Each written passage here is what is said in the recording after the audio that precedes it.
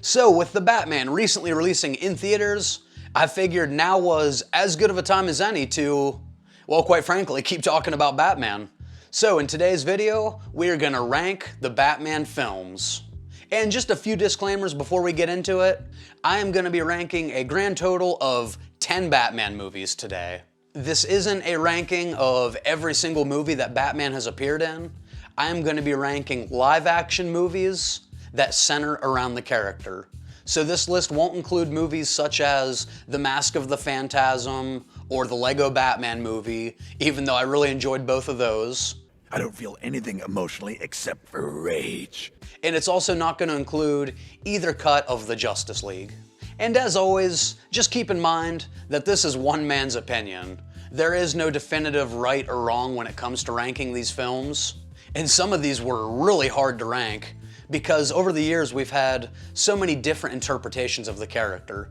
So really, I guess it just comes down to which kind of Batman you prefer. So with all that being said, please let me know in the comments what your rankings look like. And without further ado, let's jump right into it. So starting off my list at number 10 is gonna be Batman 1966. And for the sake of full disclosure to my viewers, I wanna say that this is the one movie on this list that you are more than welcome to call me out and call bullshit. I actually encourage you to do so. Because to be honest, I have never seen this movie in its entirety. I've seen episodes of the show from the 60s, and I've seen clips from the movie. I actually tried to watch it for the sake of this review, but I made it about 27 minutes in, and I had to stop. Now, I'm fully aware that this version has a dedicated fan base, and there are people that swear by the campiness of it, and they swear by Adam West, Burt Ward, Cesar Romero, but it's just not for me. And that weird one in 1966.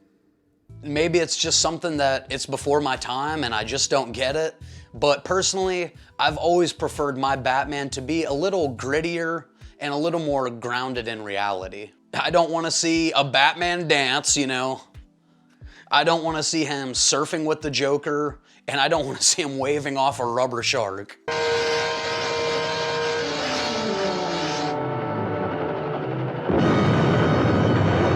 While I have fun with the Joel Schumacher films because I grew up with them, I still recognize that they have major flaws, which is exactly why you're gonna see one of them very soon on this list.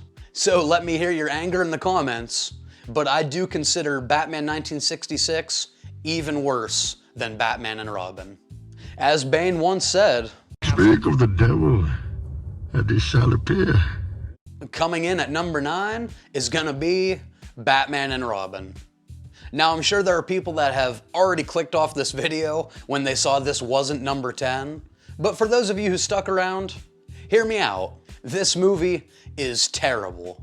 But I was also born in 1990, so the Tim Burton Batman movies weren't my first taste of The Dark Knight on a big screen. My first Batman movies, unfortunately, were the Joel Schumacher films, which are, of course, Batman Forever, followed by Batman and Robin. I absolutely loved this movie as a kid. And in hindsight, I think there's a pretty good reason for that. This was a terrible movie that was made for the sole purpose of selling toys to kids growing up in the 90s. And like I said, I was born in 1990, so I fell right into that demographic. This is hands down the worst script of any Batman movie. It's full of just puns and sexual innuendos. Let's kick some ice. Forget the geriatric bat. Come join me. My garden needs tending. The plan from Mr. Freeze and Poison Ivy makes absolutely zero sense, and they even team up despite the fact that their plans directly contradict each other. Like Mr. Freeze wants to freeze Gotham and hold it ransom for money, while at the same time Poison Ivy wants to grow plants to overtake the city, even though those plants would never survive in a frozen Gotham City. I'm pretty sure George Clooney regretted taking this part as soon as they started filming, because he definitely phoned in his performance here, making him the worst Batman and Bruce Wayne of the entire franchise. Hell, I would even put Nicolas Cage as Big Daddy over George Clooney's Batman. I didn't say anything to anyone, I swear. Good move. Ass. Kick. Let's keep it that way. At this point, I don't know what else can be said about this piece of shit. It's a movie that features Batman and Robin with ice skates that come out of the bottom of their shoes and fight these thugs that are in full hockey gear for some reason. It has them sliding off the back of a dinosaur in a scene ripped directly from the Flintstones. It features the world's dumbest detective that can't identify Bane because he's wearing a trench coat and a hat. And of course, the Batman credit card. 7 million. Never leave the cave without it. There is no redeeming qualities to this film. But thanks to my childhood nostalgia, I would still pick this over Batman 66 10 times out of 10. What killed the dinosaurs? The Ice Age! Okay, so starting at number 8, this is where these movies take a huge leap in quality. Even the ones I have ranked down here at 8 and 7 are just leaps and bounds better than Batman and Robin. So with that being said, next up at number 8 for me is gonna be, oh boy, Batman vs. Superman, Dawn of Justice. And yes, I do feel like this is gonna be a controversial ranking for this movie. And I should mention that I have only seen the theatrical release. I know a lot of people have said to me that watching the complete edition makes the scenes flow more smooth and just makes for a much more enjoyable experience overall. But honestly, I've just never had the desire to go back and revisit this film. I've seen this movie 2 times, and they were both around the time it came out. And while I actually do like Ben Affleck and Henry Cavill in their roles, I think this movie was just a case of too many cooks in the kitchen. It just had too much going on during its runtime. Between Batman and Superman and their whole arc, introducing us to Wonder Woman, Lex Luthor, and Doomsday, the death of Superman, and trying to set up the Justice League, this movie just had so many moving parts that to me, it never really had time to focus on any of these elements individually. I will say the warehouse scene may be the best few minutes that I've ever seen in any Batman movie. And I actually did enjoy the rivalry between Batman and Superman. I thought Batman's reasoning for wanting to stop Superman actually made a ton of sense. But there was just a lot more that I disliked about this movie than I liked. Jesse Eisenberg is a great actor, but this was such a weird take on Lex Luthor, between him pissing in a jar and his nervous tics. Something about the character just felt off. I also didn't care for this version of Alfred. Again, Jeremy Irons, another fantastic actor. But I've always personally preferred an older, father-like figure to Bruce as Alfred. And this one felt more like Batman's sidekick. Like, I feel like Alfred could have kicked as much ass as Batman in this movie. And then after a nice build-up, I feel like the final act of the movie was pretty weak.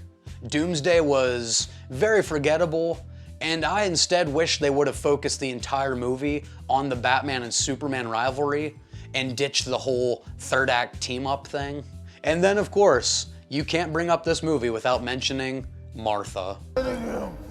Kill Martha! What does that mean? Why did you say that name? Hands down, one of the dumbest plot conveniences I've seen in any film.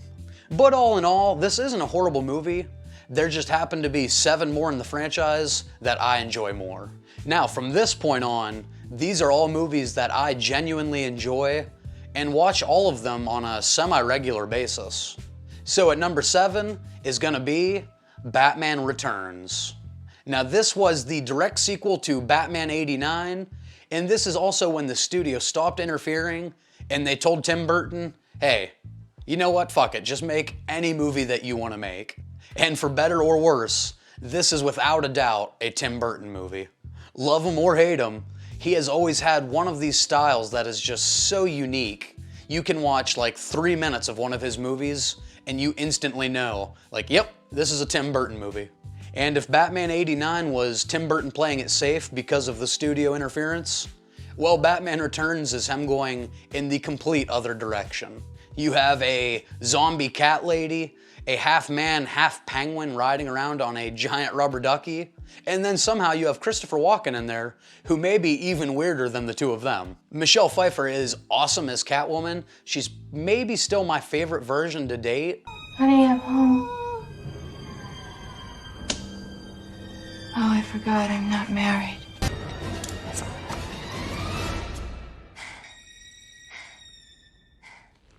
Meow. I just love her whole dynamic with both Bruce and Batman. And then speaking of that, Michael Keaton turns in another great performance here. He's definitely much darker in this movie as Bruce Wayne, but I enjoy his performances in both movies. Danny DeVito is transformative as Penguin. He becomes this character, and he's also certifiably insane. And despite being a Christmas movie to some, including myself as an adult, this movie definitely creeped me out as a child. Between the darker tone in the film and scenes like the penguin biting the nose off another human, this movie was pretty intense for kids.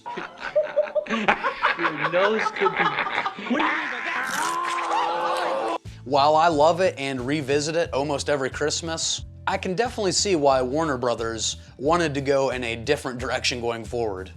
And oh boy, did they ever. And that, of course, will lead me beautifully into my next pick. At number 6 is gonna be, you guessed it, Batman Forever. Now, admittedly, this isn't a great film, but it's crazy what nostalgia can really do to you. While in hindsight, I can look back and say that Batman and Robin is a total piece of shit, I will never say that about Batman Forever. I think Val Kilmer actually does pretty decent in the movie and gets a little more hate than he deserves. And I don't think Chris O'Donnell as Dick Grayson or Robin was that bad in the first movie. Right. Batman Forever features Jim Carrey doing what he does best, which is just being a complete psycho.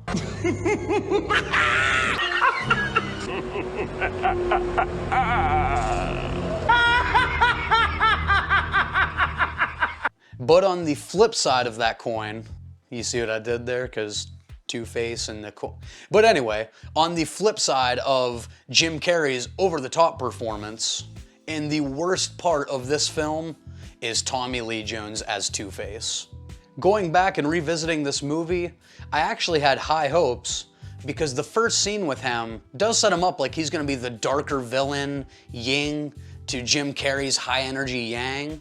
But then we get that first of so many stupid laughs.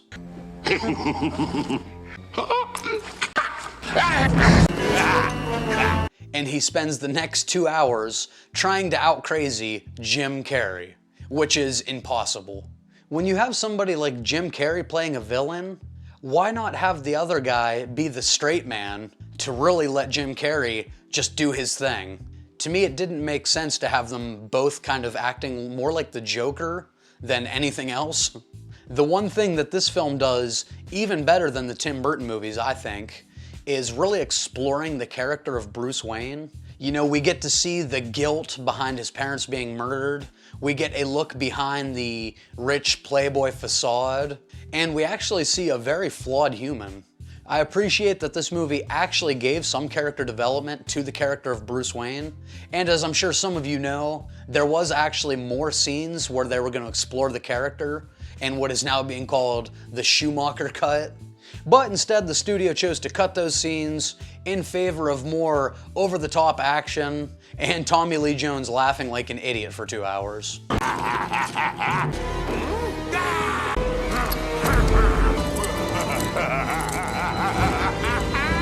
This isn't what I would consider a good movie by any means, but there's no denying that Batman Forever is entertaining as hell. But that's gonna do it for my ranking of 10 live-action Batman films. As always, please let me know in the comments what your rankings look like, where you agree with me, where you disagree with me. As always, I'm anxious to read those comments, especially with some of my takes here. And while I have you, me and some friends do a pop culture podcast called Culture Shocked. The link for that will be down in my description, and of course you can get that wherever you get your podcasts. We actually just did an episode on all the Batman films leading up to the Batman, and then we did a podcast on the Batman. So if you want some more Batman content, check those out. Let me know what you think. And as always, if you enjoyed this video, please consider giving it a thumbs up and subscribing right over here so you don't miss any upcoming content. To see some of my other types of videos, movie reviews, rankings, video game tier lists, stuff like that, you can see some of that right over here. And as always, we'll see you in the next one.